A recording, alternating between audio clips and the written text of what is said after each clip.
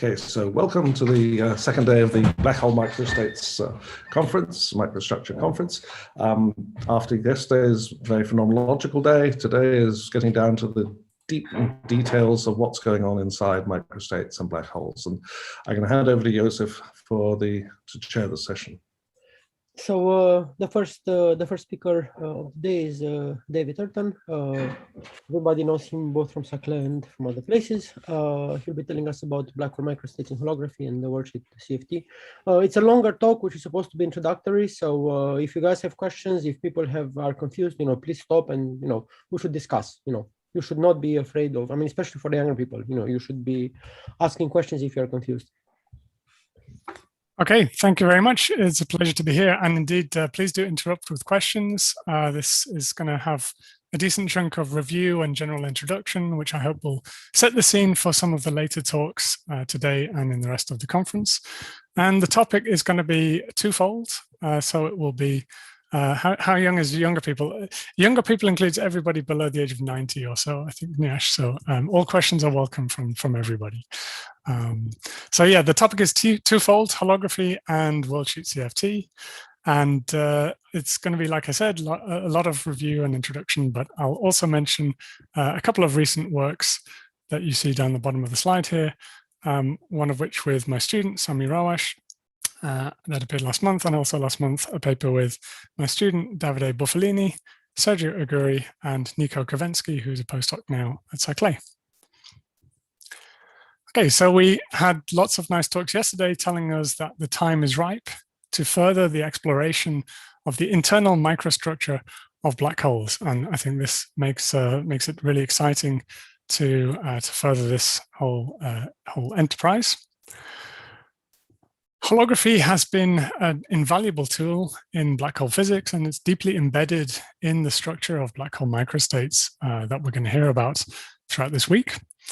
So, for instance, given an asymptotically ADS gravitational solution, or more generally a state of string theory with ADS asymptotics, holography can provide a microscopic interpretation that the solution corresponds to a particular CFT state. Conversely, by considering sets of CFT states, we can obtain input into constructing new bulk solutions and finding out what these states look like in the space-time. While a lot of progress has been made in understanding pure black hole microstates in supergravity, and we'll hear a lot more about that this week, in some instances, one can construct worldsheet CFTs that describe stringy features of black hole microstates beyond the supergravity approximation. And these features include the fine microstructure of the bound state that's often smeared out in the supergravity approximation, and an additional time delay in the scattering of certain probes. So this is additional information we'll see later in the talk. These black hole microstates and their more stringy counterparts are interpreted in the context of the broader fuzzball proposal, which is that quantum effects are important at the scale of the warpy horizon due to the finite size of the underlying bound state, and such that Hawking radiation is unitary. This would resolve the black hole information paradox, and we'll hear a lot more about that tomorrow. The outline of my talk is that the first little bit more than half is going to be all about holography, mainly focusing on ADS3 CFT2 holography. And the second little bit less than half is going to be all about worldsheet models for black hole microstates, all the various kind of stringy physics we can get out of them, and a recent result on uniqueness of a set of these cosets. So the take-home message right at the start I want to give you is that holography is deeply embedded in the study of black hole microstate geometries. There are state-of-the-art solutions known as supercharged superstrata, which we'll hear about on Thursday, I'm sure. And these solutions have a precise proposal for the dual CFT states, and this tells us their microscopic interpretation. And we've shown that this passes and has passed new precision holographic tests, which gives us confidence in this proposal for the holographic description. There still remain lots of non-trivial microstates and non-trivial sectors of microstates. whose bulk description is an open question, and that should be of no surprise to anybody here, because if it wasn't an open question, we would have solved ADS-CFT in the hardest sector of the duality, and we would be really popping the champagne. Dynamical questions have been recently explored holographically, and these include heavy, light, 4-point functions, physics of scrambling, tidal forces, and chaos, and that'll be the main topic of Friday.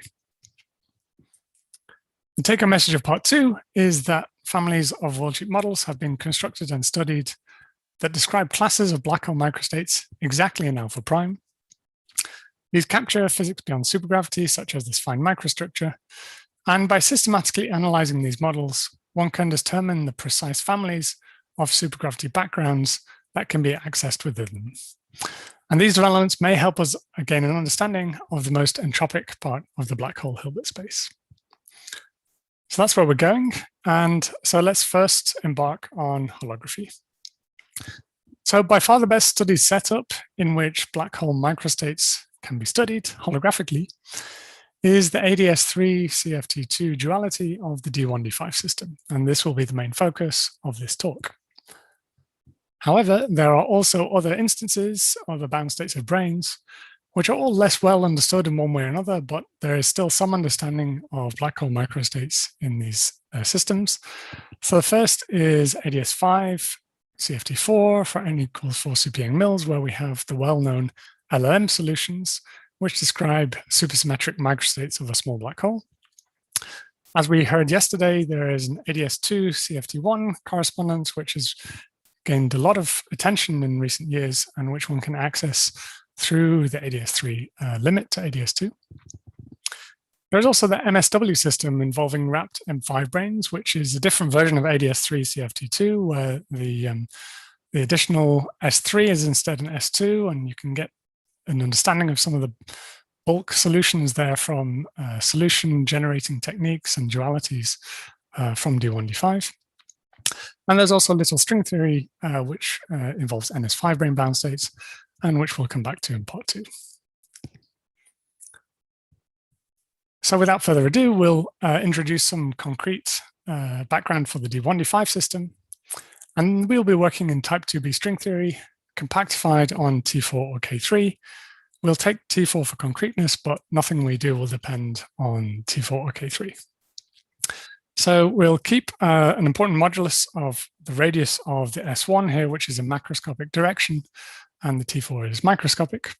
We'll be wrapping N1D1 branes on the S1, N5D5 branes on the 5 compact directions, and we'll have NP units of momentum along the S1.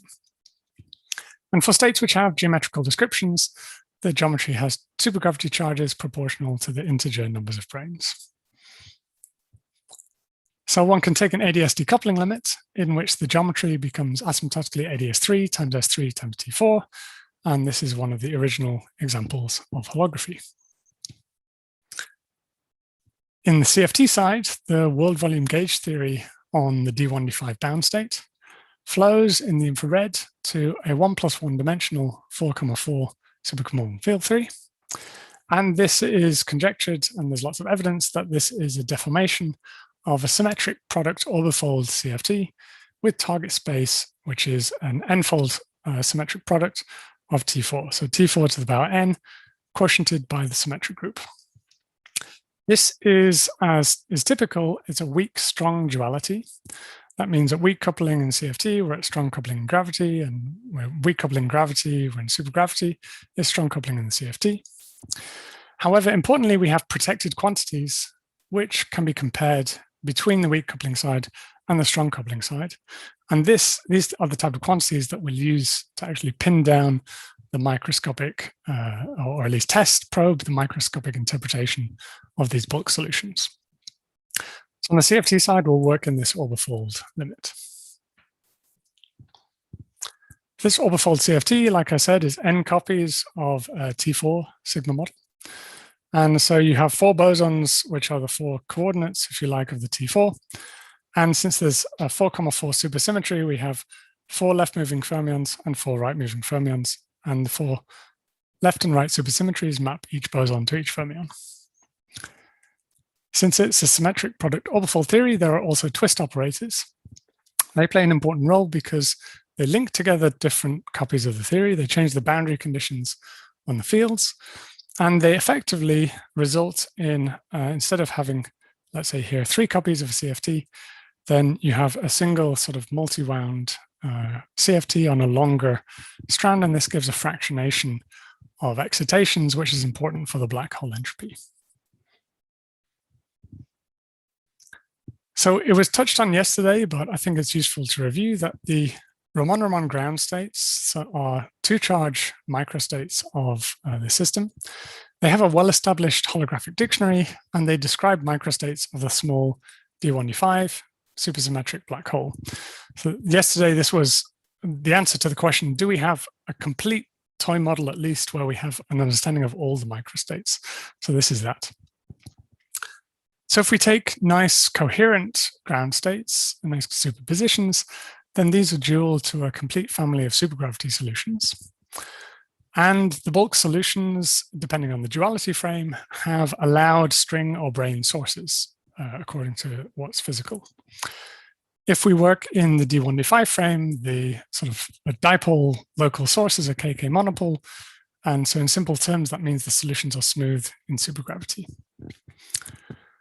The typical microstates of this system, of these two-charge system, are very quantum and very stringy, but they can be understood as limits and superpositions of states that have good supergravity description. So in that sense, we have an understanding of the general state in the bulk.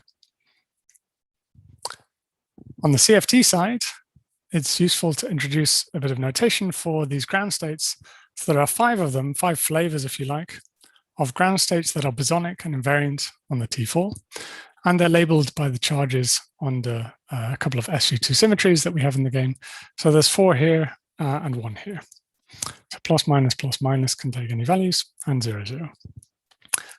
These states are the spectral flow of anti-chiral primaries or chiral primaries, depending on your conventions. And that's less important for today, but what is important is that you can write these coherent states that are dual to supergravity solutions in the following schematic way. And it's useful to just get a quick insight into this.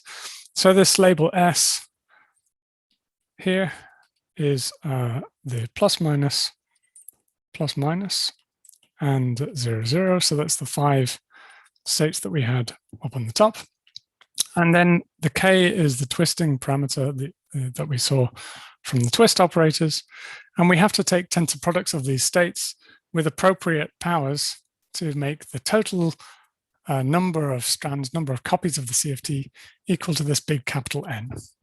And we can do that in various ways. So that's where we take this product in appropriate ways. But we can also superpose.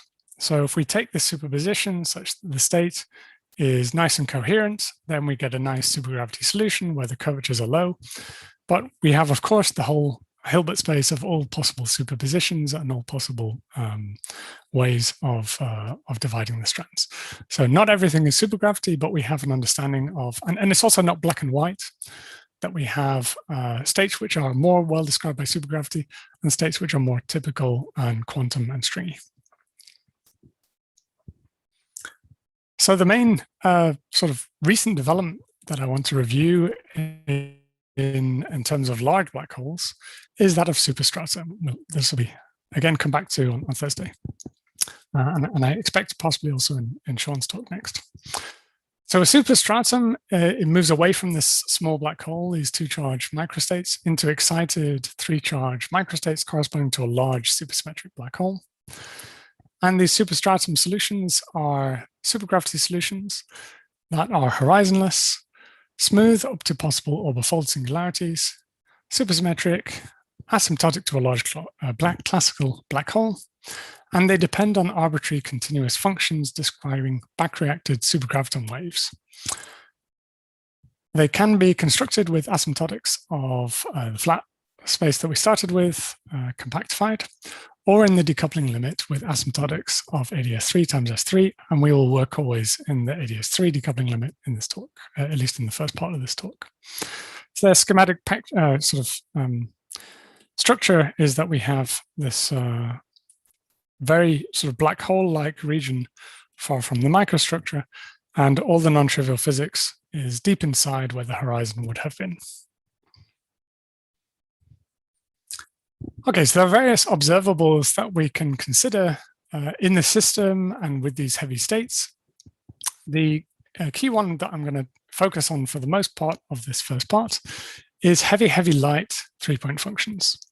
So these are correlators which consist of expectation values of a single light operator inside a heavy background state. So the heavy background state is going to be one of these superstrata, and the light operator is going to correspond to an individual supergravity fluctuation. So in the CFT, light and heavy means that at large central charge, the light operator does not scale with the central charge, and the heavy operator is going to be proportional to the central charge.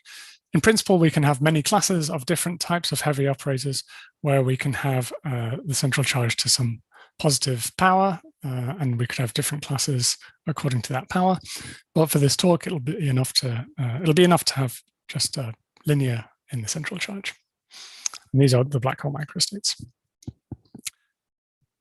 So these correlators we're interested in have then this form. They're expectation values of the light operator O inside the heavy state H.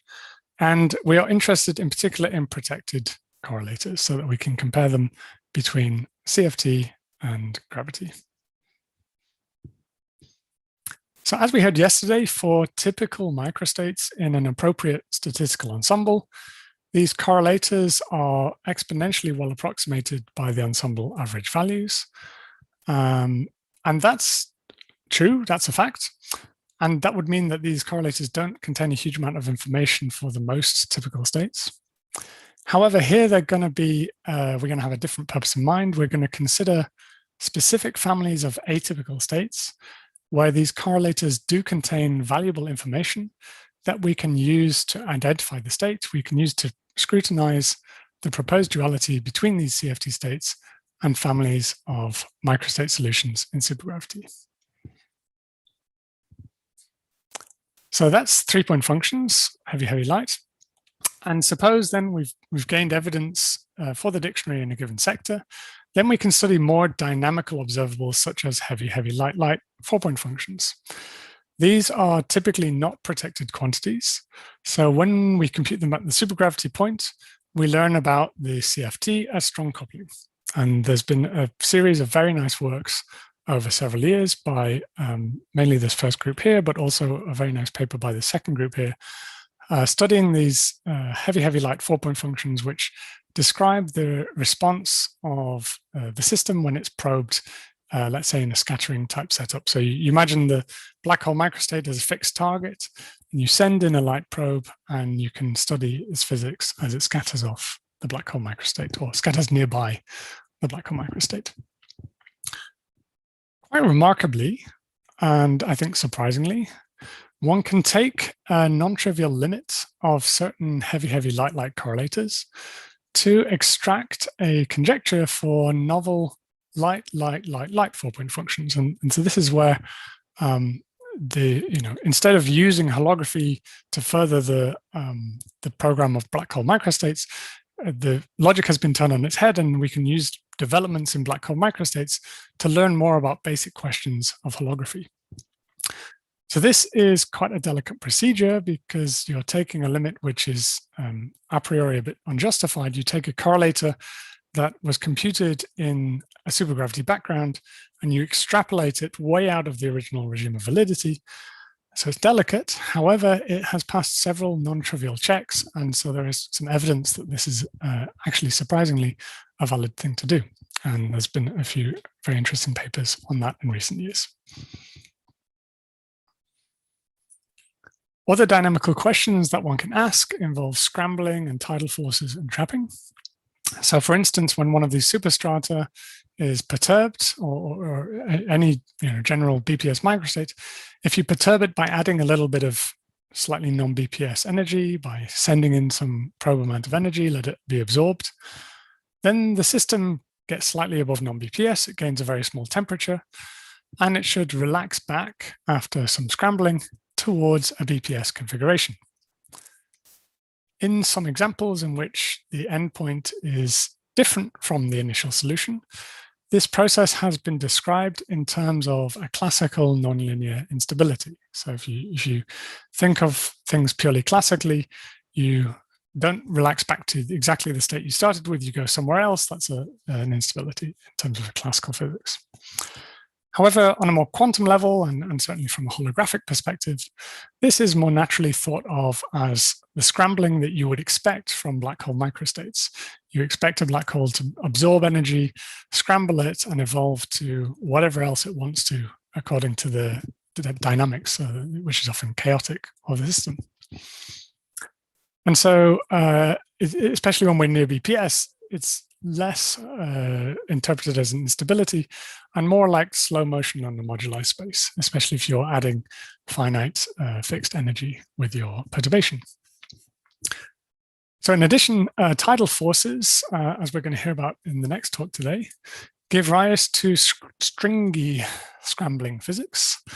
And as we'll hear about on Friday, out of time order correlators in these microstates display BTZ-like scrambling physics.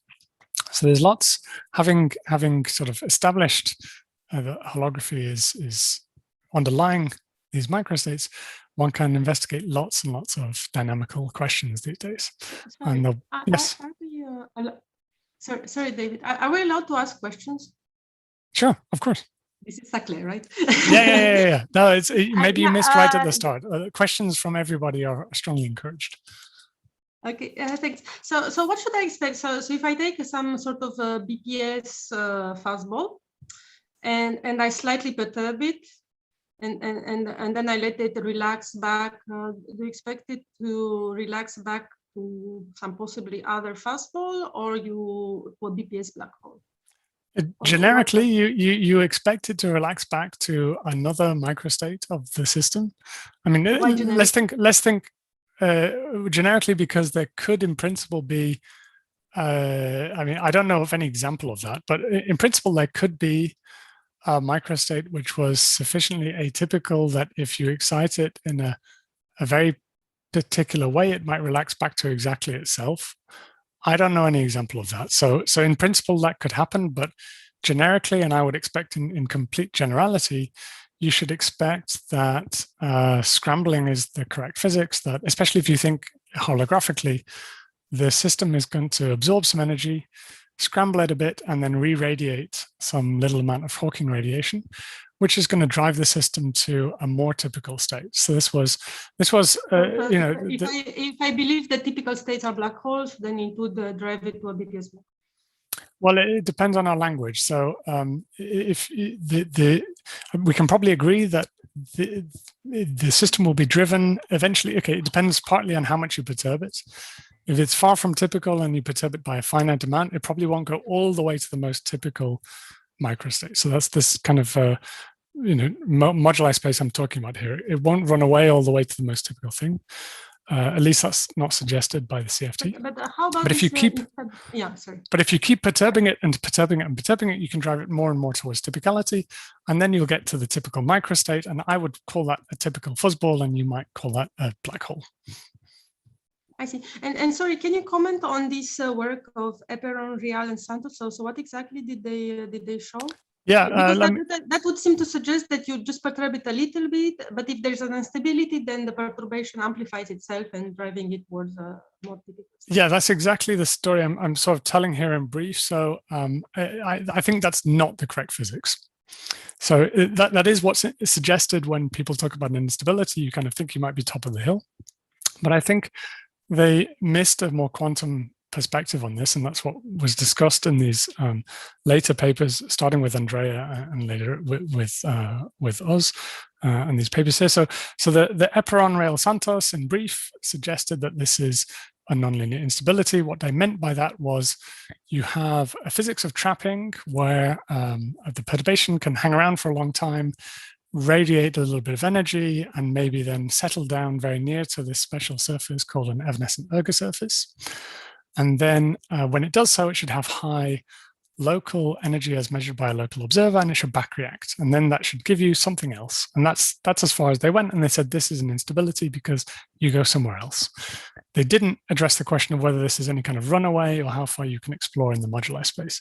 So then Andrea, who I see has her hand up, I'll let her comment in a minute because I'm sure she has something to say. But in their paper, they understood that this is evolution to more typical microstates. That's why I put them sort of halfway between these two comments. In that paper, those guys didn't talk about scrambling per se. So I think you had basically a large part of the story correct, where you said, okay, this is the evolution to more typical microstates. This is exactly what you should expect. But if you think more holographically in these pair of papers, then it was a bit more clearly discussed in terms of scrambling physics. So that's the way I like to think of the story. So maybe Andrea wants to add something. Yeah, I just wanted to comment maybe on Monica's question. So in the bulk, you can think of this instability as driving you from, say, the most atypical solution, which is a very shallow black hole microstate, to a more typical one, which has a deeper throat and larger angular momentum. And so you can actually, there's actually exact solutions that describe this process, which is you take ADS3×3, which is the ground state, the most atypical black hole microstate of the D1 D5 system, and you add a shock wave to it that travels on the sphere in the ADS3×3 geometry. And if you make the strength of the shock wave larger and larger, then this is a model that describes for you an adiabatic transition from the most atypical microstate to a more and more typical, which has a deeper and deeper throat. And if you were to think that this instability goes on forever, then indeed the throat would become infinitely long. But then you know that actually when you reach the point of typical angular momentum, which is of square root n1 and 5, then you know that supergravity is no longer a good description. And so you know that stringy physics kicks in, and so you cannot argue beyond that point that you will for sure end up in a black hole with an infinite throat because there's stringy physics that you would be missing. And so we also had a toy model in that paper with Don and Ben that argues that you actually have large fluctuation when you reach that point of typical angular momentum, and that this nonlinear instability will come to a halt. And maybe what David was saying about these other two papers, I think what you were doing is a more CFT kind of interpretation of this process. Is that right? And we're also emphasizing it's not a runaway. I mean, how far you can go in this modular space depends on the amount of energy you're willing to supply. So for a small perturbation, you'll get a small shock wave, and you'll only go a little bit. You'll shed a small amount of angular momentum, and you'll go towards typicality, but not to the most typical states. You have to keep feeding it if you want to get all the way to typicality. Maybe Nick has a comment? Just another quick comment. The Eperon-Santos argument was, in general relativity theory, said there's this thing called an Evanescent-Ergo surface. It's essentially a closed null curve. If you get too near it, you can put matter there forever or very, very long period of time. So like dust under the sofa, it collects and then forms a black hole. That was their argument. But we took it apart very carefully when we looked at tunneling out of these microstate geometries, and you can show that to get that kind of long-term trapping, you have to be within a string length or less of that evanescent-Ergo surface. In other words, the things that are trapped for very, very long periods of time that might give you some kind of black hole formation in GR are substringy, and therefore, as Andrea says, and as Meryl and showed that Andrea. Essentially, anything that happens in terms of these states that are long-term trapped must be stringy and must be scrambled into stringy states. Thank you. Just to make sure that I understood, so because you're saying that the where you're going, how far you're going to end up depends on the energy that you're putting in. Mm-hmm. So is the idea that classically I would naively expect even a small amount of energy to keep bouncing back and forth and amplify itself, but there is some sort of stringy mechanism that stops that? No, I think the way to think about it more clearly, and it will be a bit more clear in a few slides' time. I can introduce. But the way to think about it is more about angular momentum. So the simplest way to understand the lack of typicality of the states that Eperon, Real, Santos analyzed is that they have lots of angular momentum. And so if you want to shed angular momentum, you need to do so by some Hawking radiation. You need some energy to actually shed that angular momentum. I'm thinking holographically in the CFT. So in the CFT, if you give finite energy, when it Hawking radiates, you can shed a finite amount of angular momentum. So if you only give a little bit, it can shed a little bit of angular momentum, but it's still rotating quite a lot. So it's not typical yet. Okay, good. Okay, thanks. Yeah, thanks for all the comments, and please come with more questions, because like we said at the start, this is intended as a review in large part. So it's great if we can review all this and set up the discussions for later in the week.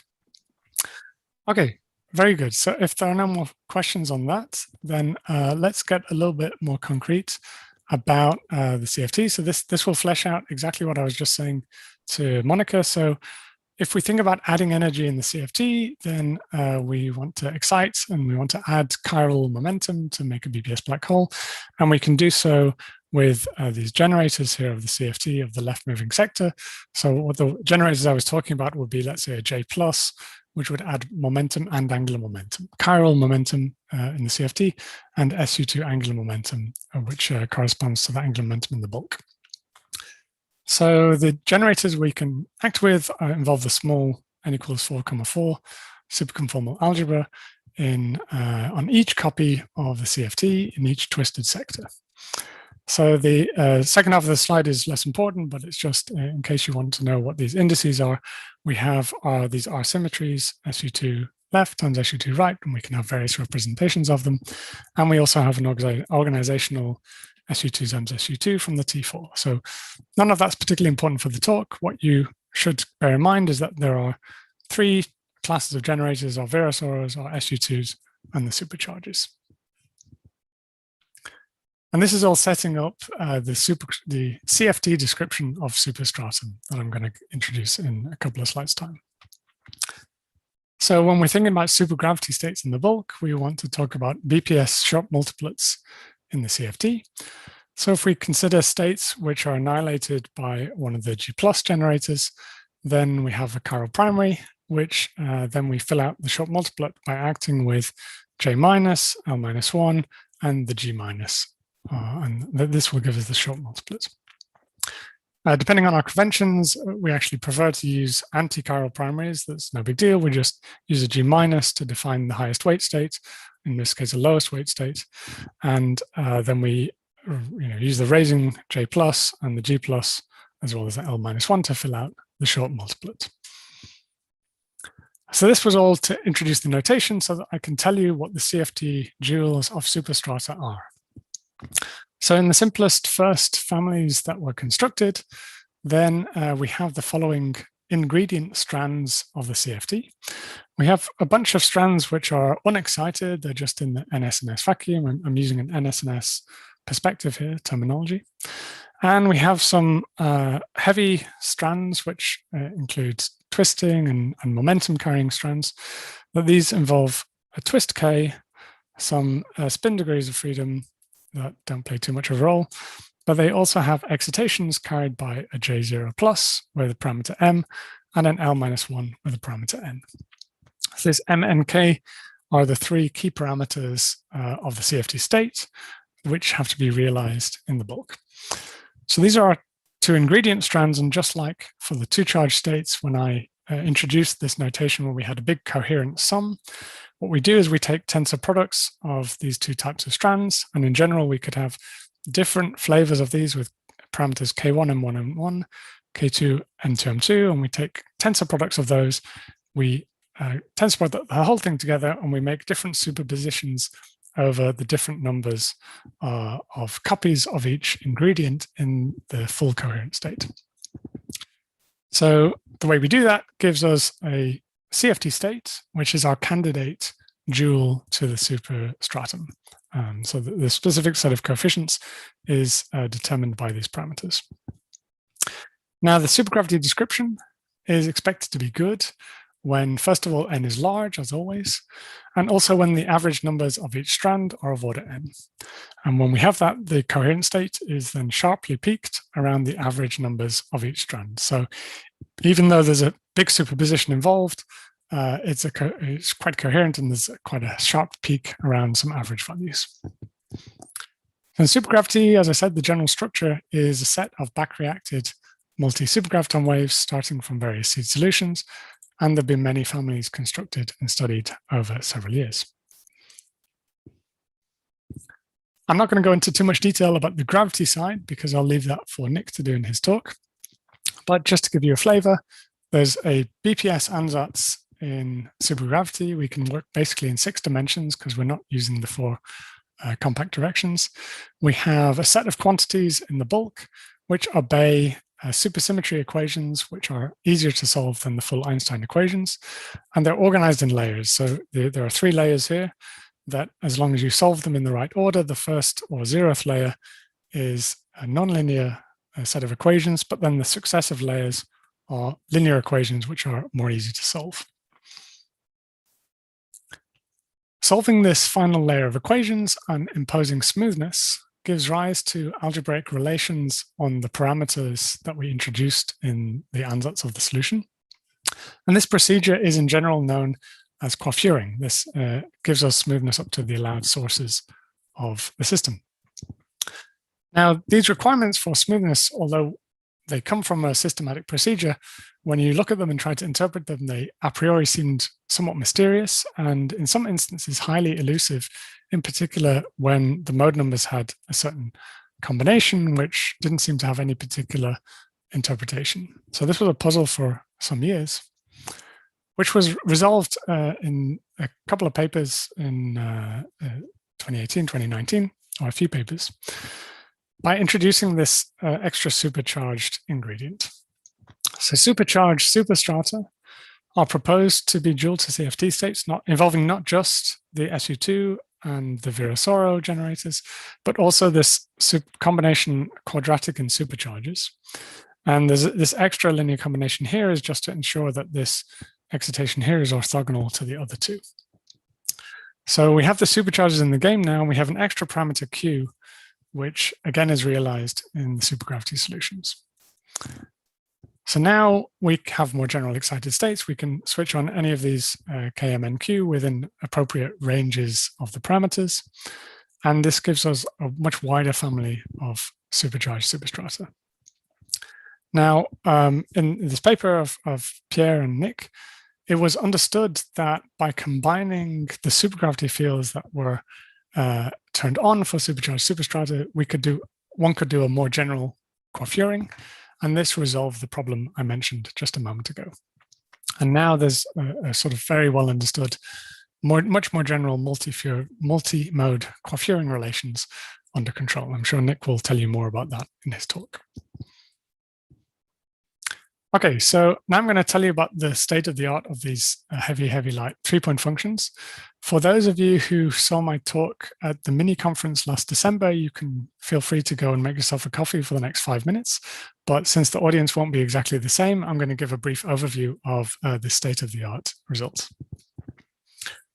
So to undertake precision holographic studies of these supercharged superstrata, we refined and extended the precision holographic dictionary into new sectors of light operators involving these supercharges. This requires to resolve the mixing between single trace and multi-trace operators in the CFT, and this gives us CFT insight into this general coiffuring. So this mixing arises from the following question. Consider a single particle supergravity state in the bulk. What is the dual CFT operator? Well, if you're working at leading order in N, which we are, then a pretty good answer for most purposes is a single trace operator in a short multiplets. In an orbifold CFT, trace means a sum over all the N copies of the theory, which is something we have to do to get an invariant operator under the discrete gauge group. However, there are corrections to this identification which involve multi-trace operators. These corrections are 1 over n suppressed in terms of their contribution to generic correlators. However, they contribute at leading order in large N in 2 important instances. One is known as extremal correlators, which means that the conformal dimension of one operator equals the sum of the conformal dimensions of the other operators. And the other instance is certain mixed heavy light correlators, where we also have powers of n, factors of n that are involved in the correlator itself. And this will be, the second one will be the one we're interested in the rest of this part of the talk. So recently there was a surprisingly simple prescription. I mean, this question has been studied since the early days of holography, but it was only fairly recently that it was proposed that the way to define these single particle operators in the CFD are those that are orthogonal to all the multitrace operators. And for ADS5 and the half BPS short multiplets, this determines the mixing between single and multi-traces and uniquely and has passed several checks.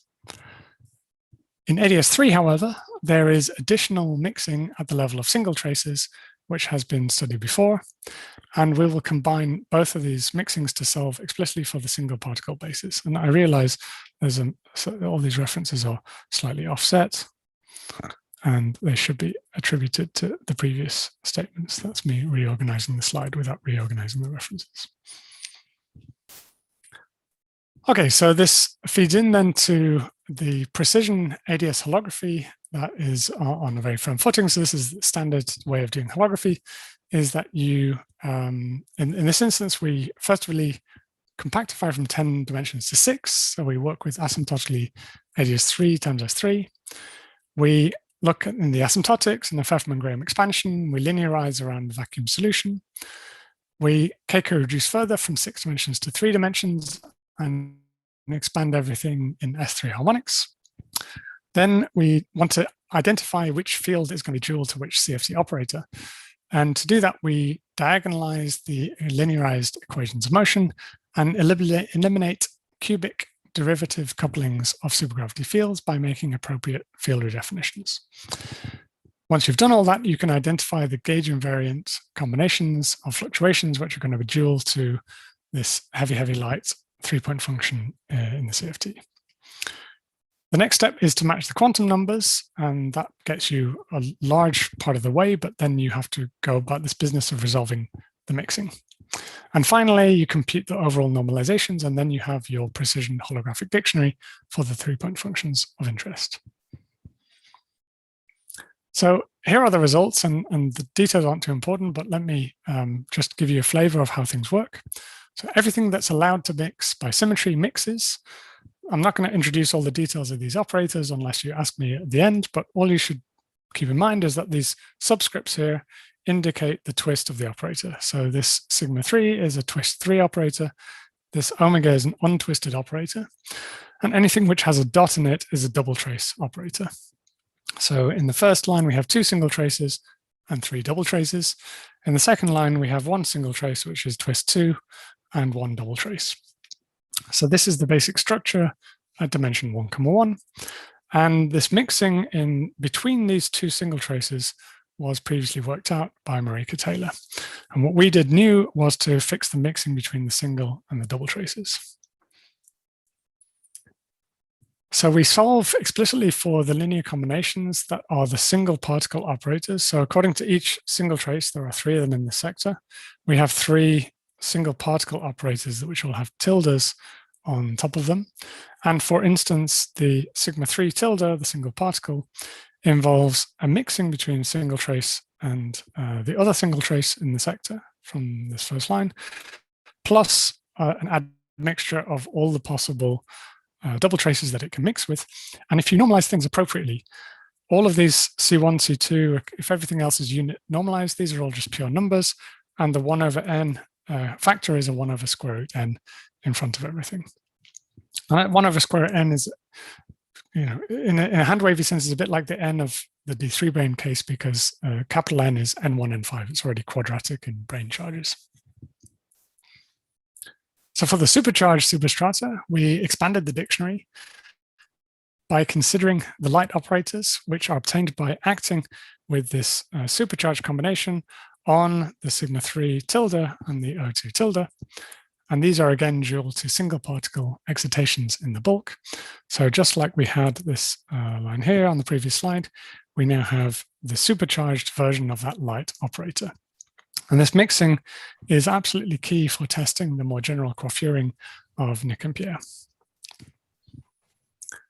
The basic structure of the holographic dictionary is then that when you do all this procedure of identifying your ADS3 fields, you end up with a bunch of 3-dimensional scalars, a bunch of 3-dimensional vectors, And then you have these dual operators, and this is now the state of the art for these heavy, heavy light 3-point functions, that this label K indicates specific terms in the asymptotic expansion. And we now know the dual operators, which are dual to each of those. And for the supercharged business, these last two lines are the important part. Okay, so I won't go into all the details, and I'll refer you to my talk from December if you want to know more about it. But the basic procedure is that you normalize everything appropriately.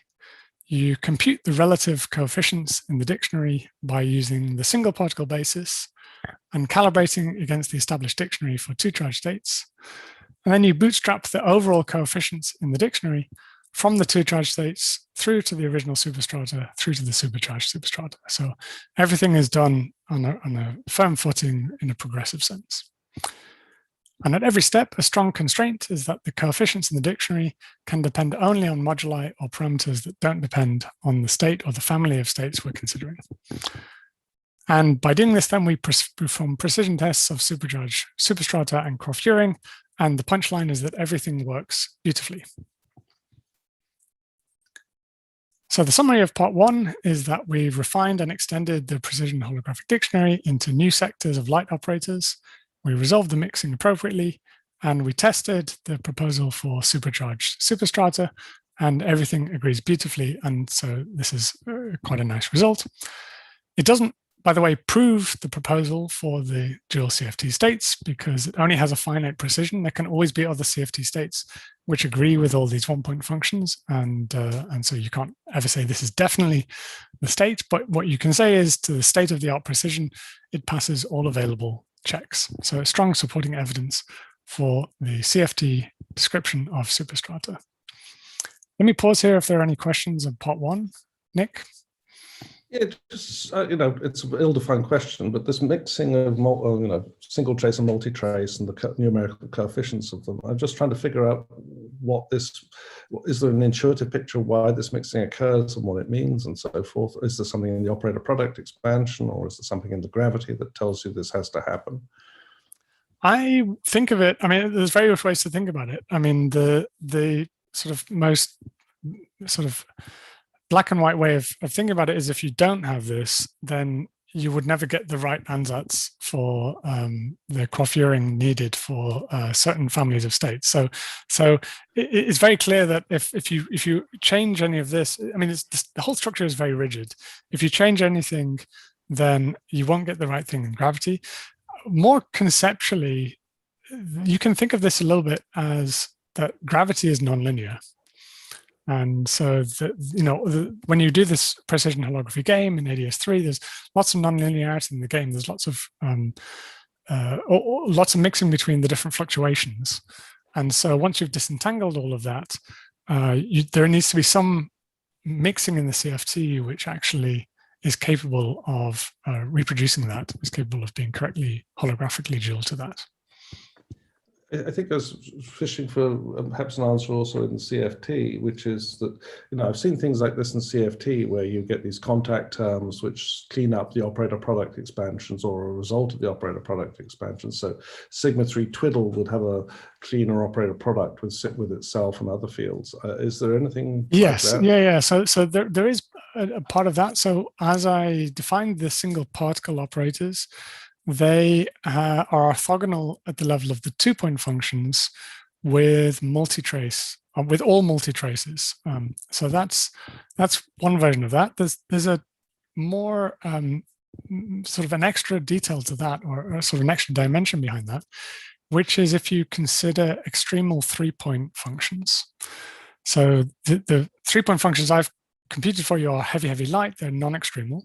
If you think about extremal couplings in supergravity, depending on the basis, there's a whole story about if in some appropriate basis, the extremal 3-point coupling in supergravity, the vertex in supergravity should be 0. And that's because when you compute the Witten diagram, there's a divergence. And so to appropriately cancel that divergence, the coupling should be 0. The flip side of that is in the CFT, in an appropriate basis, the extremal 3-point coefficient, the structure constant of the 3-point function should also be 0. And in this basis, that's exactly true. And it's a corollary of this orthogonality. Yeah, that sounds a lot like the topological field theories I wrote into a long time ago. Another stupid technical question, which is, you mentioned there were 3 derivative terms that come when you start setting up the holographic dictionary. When you do, where does the third derivative, where do they come from? I mean, it's sorry, cubic derivative coupling. So it's like field derivative of a field. Oh, thank you. Okay, got it. Yeah, cubic couplings with involving some derivative somewhere along the way. Yeah.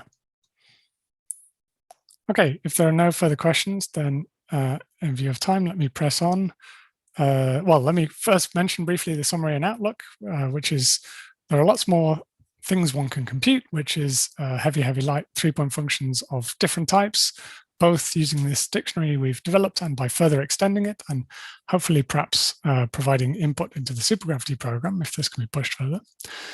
More general, as I mentioned at the start, the CFT can give us motivation for the construction of new bulk solutions, and we'll hear more from that direction from Masaki tomorrow morning, or tomorrow, whatever time your time zone it is. And a big open question remains the bulk description of fractional and higher modes. So these are the modes of various generators, which will be fractional in value or higher than the minimal ones we've used in this talk. There's some limited fractionation, which we know how to do in supergravity, but it's generically a hard problem. And let me leave that there for the moment and say also we'll hear lots about dynamics in the next talk and on Friday. Okay, so in the time remaining, let me tell you about stringy physics of black hole microstates. So string theory contains much more than supergravity, as we all know. And one can ask to what extent is the physics of strings and branes necessary to describe black hole interior structure. So on general grounds, you might expect, why not? Of course, it should be important. So for instance, microstate geometries contain topological cycles at the bottom of the throat. Branes wrapping those cycles are massive, but they become light as one takes the throat to larger and larger length. And these have been dubbed W branes. So for the remainder of the talk, we're going to estualize from D1D5P to NS5 F1P and work with backgrounds that have pure NS flux. So a particularly interesting family of black hole microstates arise from spectral flow of a family of backgrounds known as circular supertubes. If you're not familiar with spectral flow, all you need to know is that these are rotating solutions with a reasonable amount of symmetry. This family includes both supersymmetric and non-supersymmetric states, and will work in the large RY supergravity regime, in which we have this particular hierarchy of scales. The 5-brane charge dominates over the 1 branes, which dominate over the momentum charge. This means that the gravity solution has various regions in which we start with flat asymptotics. We have a 5-brane dominated throat flowing into an ADS throat, which caps off in the infrared. And we'll work in the decoupling limit where we throw away the flat asymptotics and we have instead NS5-brane linear dilaton asymptotics. The worldsheet description of the spectral flow solutions is a particular gauged supersymmetric Wess-Samina-Witten model. This Wess-Samina-Witten model is 10 plus 2 dimensional a priori, and we perform a null gauging procedure which removes 1 plus 1 directions, which gets us back down to the standard 9 plus 1 of type 2 string theory. This null gauging is done asymmetrically, and so we have 2 null currents. There's a chiral and an anti-chiral current, and this amounts to a current-current deformation of the worldsheet after we integrate out the gauge fields. So that's what I just said. Integrate out the gauge fields results in a sigma model on various backgrounds, depending on this choice of currents. For instance, we can generate the backgrounds corresponding to NS5 branes separated out into a circle in the ZN5 symmetric configuration. Or we can spin up this bound state, so that's this guy here. Or we can spin up the bound state and add angular momentum to make this circular supertube configuration with NS5 and P charges. And this is one of the duality frames of the 2-charge black hole that I mentioned at the start of the talk. We can T-dualize along the Y circle to map this 2-charge configuration into its corresponding NS5 F1 circular supertube. And then we can use the spectral flow procedure to add momentum and angular momentum to the backgrounds. And you can do that in either a supersymmetric way or more generally in a non-supersymmetric way. This was all understood in a nice paper of Emil and Stefano in 2017. So this then allows us, in brief, this allows us to access lots of stringy physics. And one key feature is that certain high energy string probes acquire an additional time delay when scattering off the degrees of freedom in the IR. So they're sensitive to the 5-brane physics, which you don't see in the supergravity approximation because they're smeared out. So all of these separations between the branes happen to be below the string length. So supergravity doesn't see these separations between the branes, and even perturbative string probes don't see explicitly the separation between the branes. So supergravity tells you a lot, but it doesn't tell you everything. And in particular, you can see in the 2-point function that there is an additional time delay depending on the energy of the probe. So if you have a probe of appropriately high energy, these seem to be able to probe deeper beyond what the supergravity had as a smooth cap. There is some kind of extra structure there that high energy strings can probe. And so this contains more physics than the supergravity solution. One can go further and study not just string probes, but D-brane probes. While strings can probe down to the string length, D-branes can probe down to the Planck length. So you can see even more microstructure by considering the D-brane spectrum. This is determined by consistent boundary conditions on the world sheet. And for a Westerminer-Witten model on a group G, a simple example is a boundary that is a twisted conjugacy class of G, which can be specified by fixing an element F and an orthomorphism omega, and then considering the set of group elements which are in the orbit as described here. So this, if you have, say, an S in the SU2 part of the model, you can have an S2 brane, which is depicted here, and it's a slightly funny way of showing an S2, but it's an S2. And you also have in the SL2 various types of branes, including those with world volumes, which are ADS2, DS2, and the hyperbolic two-dimensional space H2. So more generally, given a subgroup H of G, there are brane world volumes that are a product of a conjugacy class of G and a conjugacy class of H embedded in G. And this has the effect of smearing the above branes and preserving only H on the boundary, which are known as symmetry breaking branes. And since we have a gauged model, we need to implement the gauging procedure on all these upstairs branes. And the branes that survive the gauging are those that before gauging are extended in the gauge directions. So these allows us to smear the branes as necessary along the gauge directions to get physical branes downstairs in the physical spacetime. Having done all this, there's a rich spectrum of branes that probe the sub-string scale structure of the background. And here are some examples. So this is our configuration of NS5 branes. And there are various branes here that end, these are probe D1s, let's say, here that end on a 5-brane. And then there's another brane which stretches between the 5 branes and another one that stretches out. So in the upstairs parent model, these arise from a limiting procedure where if we're moving, I think the arrow is moving this way. So we start off with an S2 between two H2 branes, and gradually we move towards a DS2 brane. And then in the more super tubey case, we have this nice brane that probes all the individual strands of the 5-brane, which would be all sort of collapsed down on each other in the supergravity approximation. Okay, so if I have 5 or 7 more minutes, Joseph, since I had some questions, then I can tell you guys about the state-of-the-art things in a few more slides. I think that's fair. Yep. Okay, thank you.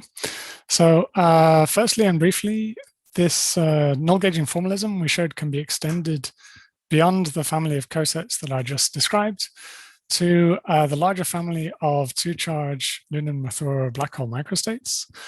Generically, these gauge models are not cosets. However, lots can be still analyzed explicitly.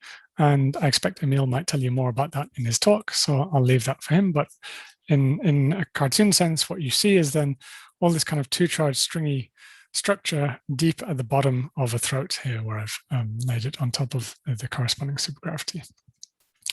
So the latest result that we had in this line goes back to the cosets, and what we did was we proved that we asked the question: is there anything more in this particular family of cosets than the J-Mart solutions and their various limits, or can we prove that they are the unique solutions that you can get in this family? So what we did was we proved that they're unique. So the J-Mart solutions, which I'll talk about a little bit in a second, and their various limits are the unique consistent backgrounds which you can get from obtained by gauging the general chiral null currents, which involve the 3 directions of the SL2 and the SU2, and some amount of the extra time and y direction. So these these parameters here are the gauging parameters. They're subject to a null condition, and so this is a general sort of specific family of cosets, and we're going to show by systematically analyzing them the general set of backgrounds you can get in them. The argument follows from analyzing the consistency of the spectrum, and in particular considering worldsheet spectral flow in the gauge direction. So spectral flow here is something which is going to make identifications on your spectrum so that different states are physically identified. In particular, we're going to do this in the gauge direction, and that's why these are, this is going to be a redundancy of, it's a large gauge transformation, if you like. So it gives you an identical state. Now, the gauging parameters we started with are a priori real values. They could be any real numbers, but this worldsheet spectral flow is inherently a quantized operation. So this is going to quantize the gauging parameters for us. And what we find is that the remaining, so firstly, only ratios of the gauging parameters are physical. So we can, without loss of generality, or almost without loss of generality, we can set L1 equals 1 because we want to have some non-trivial gauging in the SL2. So we assume L1 is non-zero, and then we can divide everything out by it and consider ratios. And then the remaining parameters are then constrained to take appropriate values, where L2 is required to be an odd integer, as is R2, and we can write them as m plus n and m minus n up to a minus sign for integers mn. We have a similar quantization, but this time involving the Ry modulus for the gauging parameters L4 and R4. That's because we've kept this scale of the y direction, and the 4 direction is the y direction, so that's why Ry comes in here. And then we have an important condition, L3 equals R3, and that value, this big square root, is just whatever it has to be to make the gauging condition solve. So there's this quadratic null condition which has to be solved. So how you should think about this is that you have quantizations of L2, R2, L4, R4, and then this square root is just whatever it has to be to solve the null constraint. And we also have this important condition here, which is that Kp is equal to n5 times n times n. So for clarity, these are not the superstratum parameters. These are different mn and p. However, the k is essentially the same kind of overfolding parameter that we had before. Sorry, David. Yes. One question about this. Given fixing m, n, and p, you have several microstates with the same numbers, no? What are the duals in the CFT of those solutions? So within this family, so I can, if I fix m, n, and p, I fixed, well, I'm fixing n5 by definition. Yes. So if I fix mn and p, I fixed everything. You fixed the gravity solution, but if from the CFT point of view, you have several good states with the same charge, no? Yeah. Well, you mean from the holographic CFT? Yes. Yeah. So if I think about this in the holographic CFT, then the way to think about this is that you have a strand of length k, and you have a momentum per strand, which is m times n over k. So this is sort of a p hat. So this is a momentum on each strand, and then the momentum of the whole CFT will be this times actually n1, n5. So it's not exactly the same as here, but yes, this is an important point, that if you, in general, okay, so for us, when K divides either M or N, then the states are unique for their charges in the CFT, in the holographic CFT, but generically they are not unique for their given charges. And however, the identification is unique because it relies on something I haven't introduced called fractional spectral flow.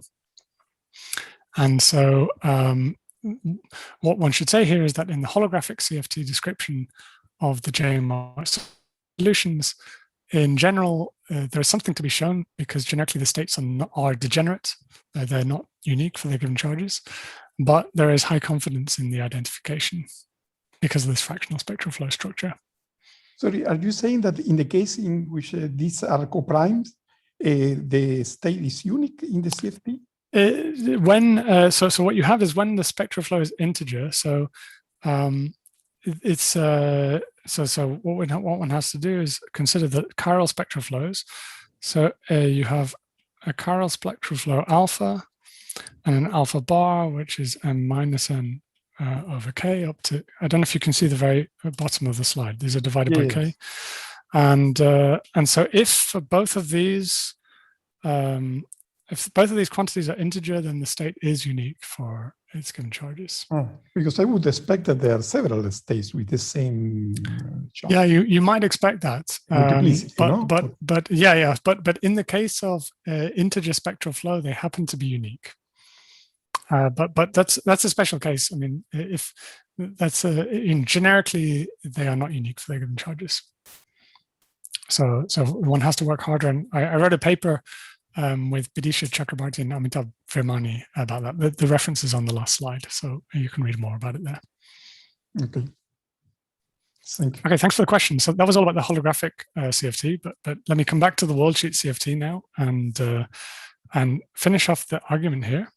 So very nice. We've quantized all these parameters from worldsheet spectral flow in the gauge direction.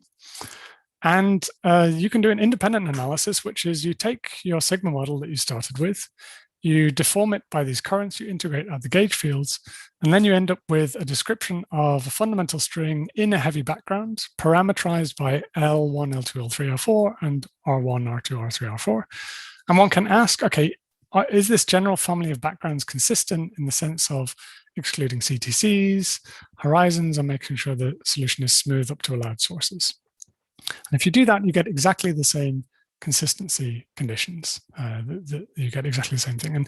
And this is nice because it gives you a more detailed understanding of which conditions relate to which. So this L3 equals R3 condition I just showed you on the previous slide is the condition that comes out of imposing absence of CTCs, but it also comes out of imposing absence of horizons, and one implies the other for this particular family. And so that's a rather beautiful thing. And this tells you which worldsheet consistency condition maps to which gravity consistency condition. On the other hand, L3 equals R3 is necessary but not sufficient for smoothness, which further requires the quantization of K, M, and N. And then to complete the proof, we went back to the gravity solutions, which are a priori written in terms of a bunch of seemingly continuous parameters, which are subject to rather ugly algebraic constraints in terms of these integers M and K.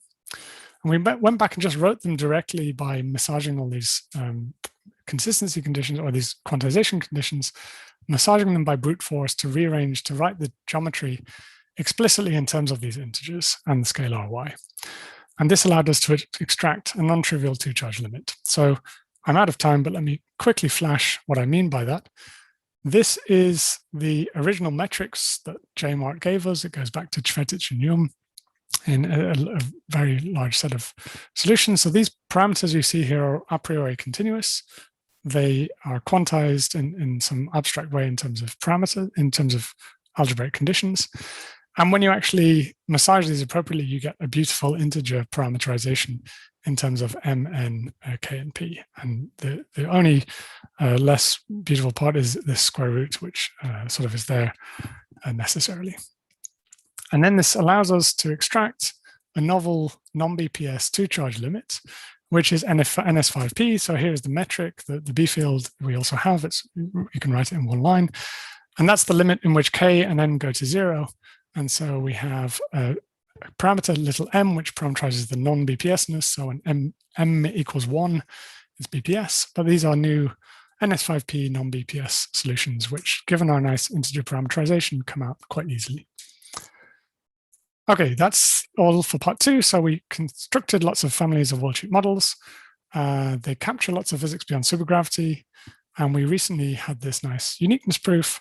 And we might hopefully get an understanding of the most entropic part of the Hilbert space. The future directions are more general worldsheet models, of course, by considering either more general upstairs sigma models and more general gauging. So there's nice work by Daniel Brennan and Emil on that, which we might hear about on Friday. Correlation functions in these models can be computed, and we have some results on that. And we'll hear lots more on Friday. So let me leave it there. Thank you. Thanks. Questions? I have some, but I'll wait for other people first.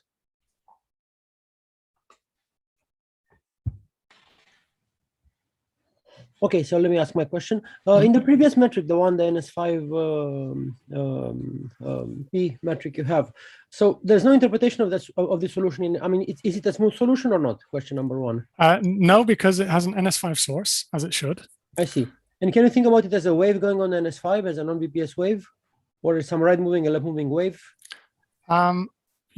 Well, it should be, yes, but it's it should be not just chiral because it's BPS.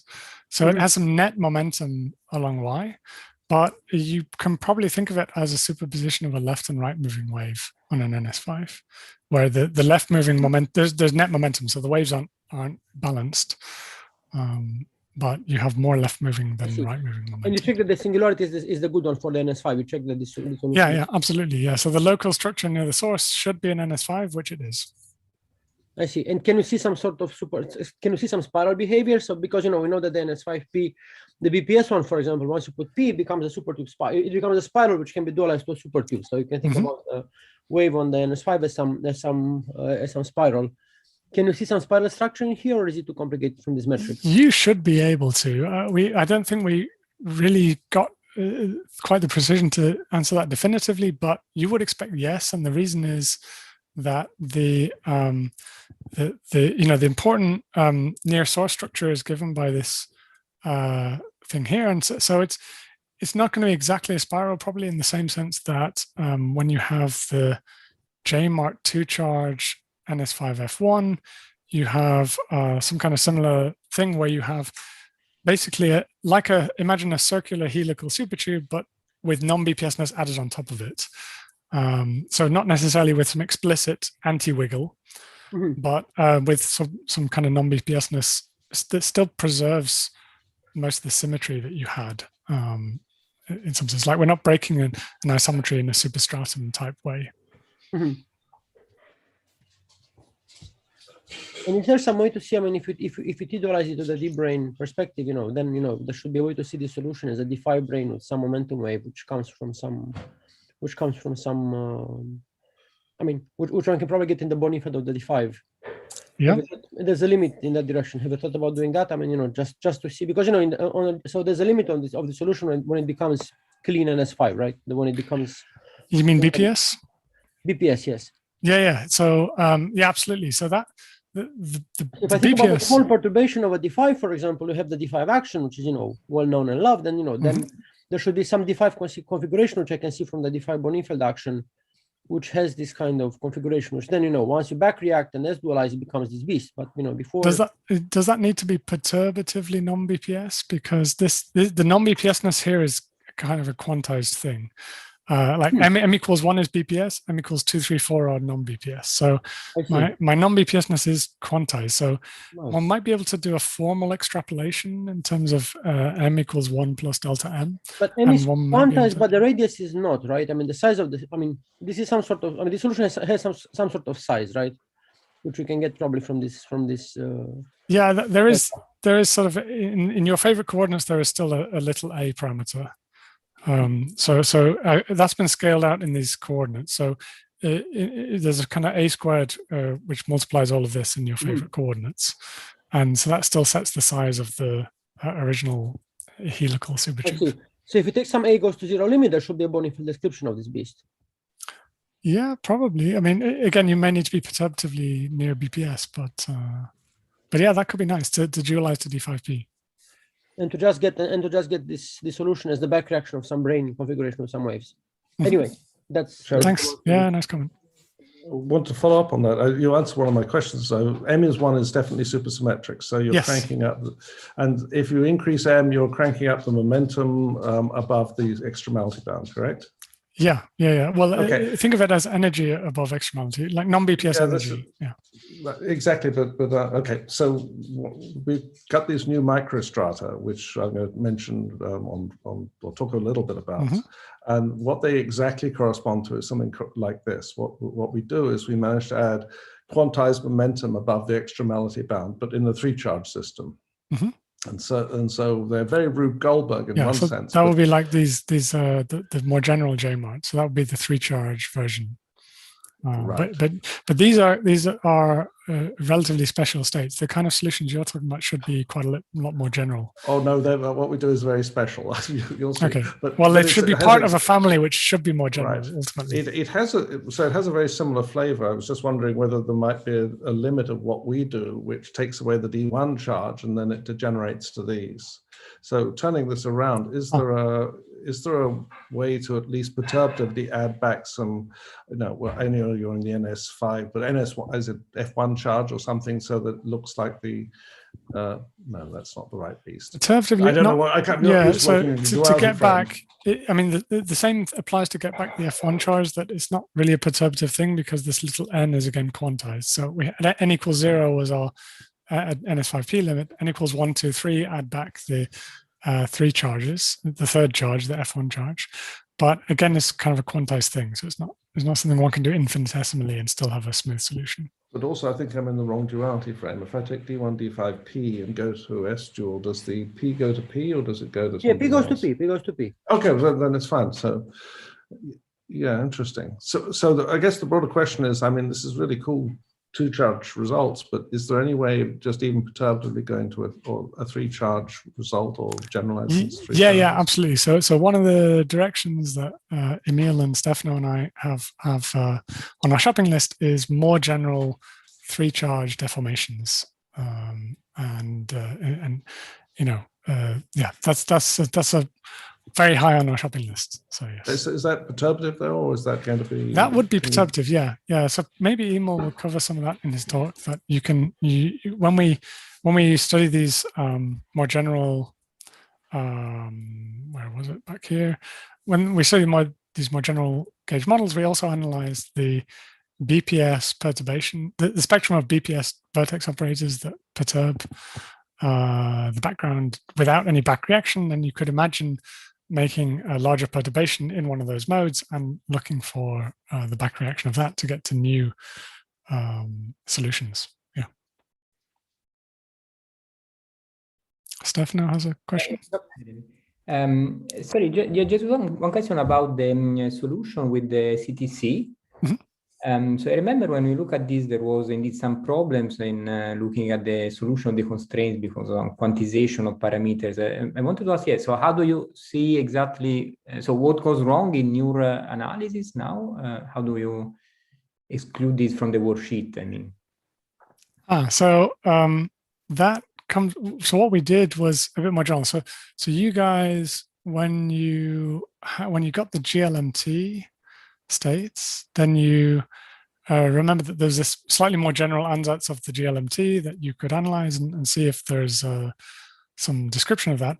What we did was different in the sense that we went right back to the scratch and we took the gauged model on the world sheet, integrated out the gauge fields, and then we had the background expressed in terms of Li, Ri in complete generality from the world sheet. And then we said, okay, let me take this as a background. Now, the strings on this background, I have a background with these parameters. I can do a first principles analysis of absence of CTCs on that background. And that's what gives you L3 equals R3.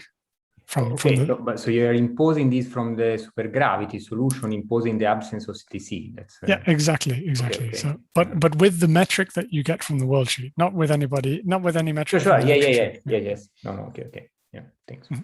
Yeah. One quick question, follow up on that.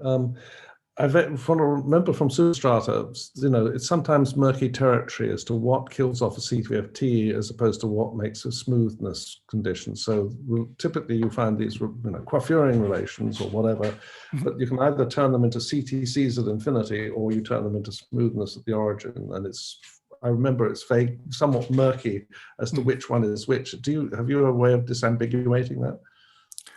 Yeah, I would say within this particular family, it's quite clean. That's probably, comparing to what you're talking about, it's probably because this family is a bit more restricted in terms of its parameter space, solution space. There's a bit fewer variables, a bit fewer moving parts. But basically, this L3 equals R3 is from the gravity side just falls straight out. As I said, you take the most general metric, you compute the requirement for absence of CTCs, and it's proportional to L3 minus R3 to some power, and is very clean from the gravity side. From the worldsheet side, it's also very clean because it's sort of baked into this consideration of worldsheet spectral flow in the gauge direction, because this, the different, because you have different left and right movers, and you have different left and right gauge transformations, these would a priori would want to move the zero mode of the T direction in slightly different ways. But that can't be because you don't have a winding, you don't want a winding and you don't have a winding mode, zero mode in the T direction. You want T to be non-compact. So all this three direction is the time, it probably went by very quickly at the start, but it's the time direction of the upstairs, whoops, here we go. This is the 3 direction. So this, there are 2 time directions upstairs. There's a time inside SL2 and there's a time inside the second direction here. So it's important that this is non-compact. And so it doesn't have a winding mode. It only has an ordinary zero mode. And so that's where you get the L3 equals R3 condition. So it's really hard baked from the worldsheet. And then you can say that at least for this family of states, this is some reflection perhaps of the fact that the worldsheet abhors a horizon or a CTC. The worldsheet evidently has good taste. Yep. Okay. If there are no further questions, let's thank David again.